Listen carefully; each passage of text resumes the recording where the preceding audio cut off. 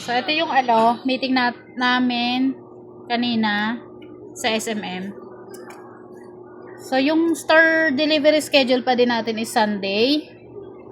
Then, yung sa warehouse request inventory, yung sa premium cotton, canary yellow, citrus orange, patig tsaka sa dark green, na fill upan ko na to. Para hindi tayo mag-penalty ng 100. Then, ito, yung sa back order, ito pa din yung sa hoodie jacket pull-up. Nandito naman yung mga sizes. At ang mga kulay. Then, ito yung sa bagong category 4 and description. Yung mga bomber jacket. Ito na daw yung name nito. Bomber jacket na daw. Wala nang windbreaker, wala nang iba. TIT bomber jacket to. So, pag hinanap natin siya sa system, i-type na lang daw natin yung bomber jacket, lalabas na siya. Ayun. Then, ito yung sa sa support service naman, yung sa office QC process. Panoorin na lang natin tong video na to.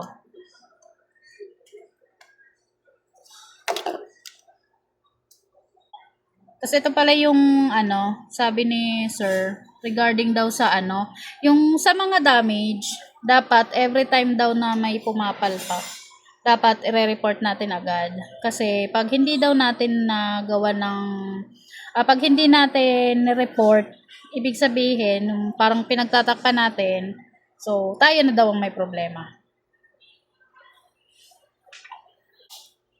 Tapos, eto naman yung yung sa DM, nandito naman yung mga photos natin na, yung NPL link, yung sinasabi ni MJ kanina, new product listing, magkakaroon tayo ng access lahat. Lahat ng sales, magkakaroon din daw ng access para makita natin yung mga new products na to, mga new photos. Ayan. Tapos yung yung sa DM new products, ito yung sa yung sa pillow, yung mga t-shirts, design, mga bago. Ayun, magkakaroon tayo ng dyan, ng access. Then sa website naman,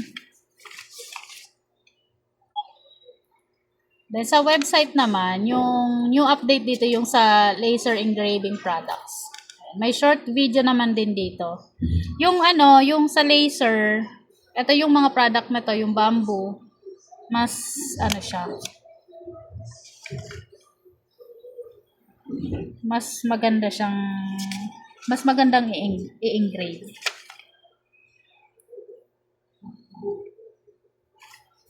Then, meron dito, ayun, yung sa yung sa HR naman, yung sa, kailangan nating i-take yung mga quiz.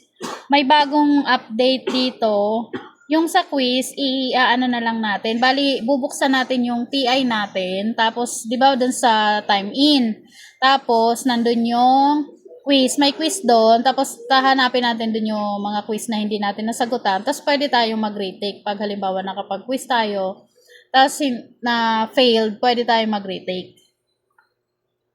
Then, kailangan daw, ang sabi din ni sir, pag mag-quiz tayo, pwede tayong magdala ng business solution, pwede tayong magdala ng price list, tapos pwede tayong tumingin sa SCIP.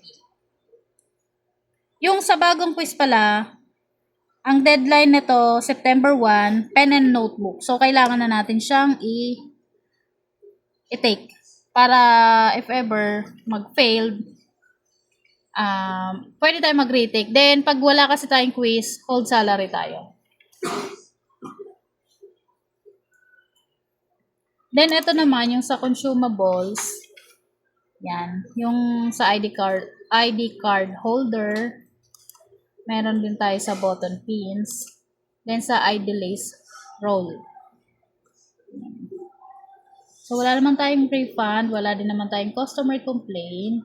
Then, yung sa save reply, ito yung sa comparison ng tarpaulin tapos fabric banner. Then, yung cellphone stand collection. Nandyan naman, panoorin na lang natin.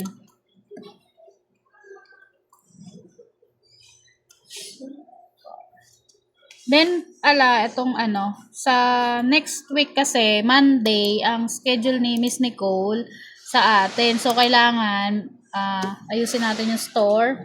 Tapos, yung pinapa-fill upan ni Miss Angge, fill upan natin yon para, para ready tayo pag nag-store visit sila sa Monday.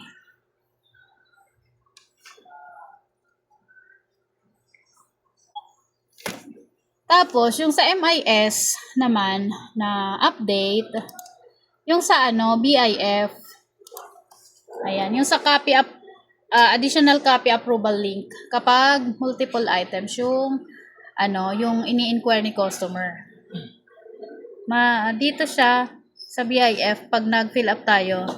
So, ang nag-fill up dito. Kadalasan kasi kami lang na manager ang nag-fill up dito.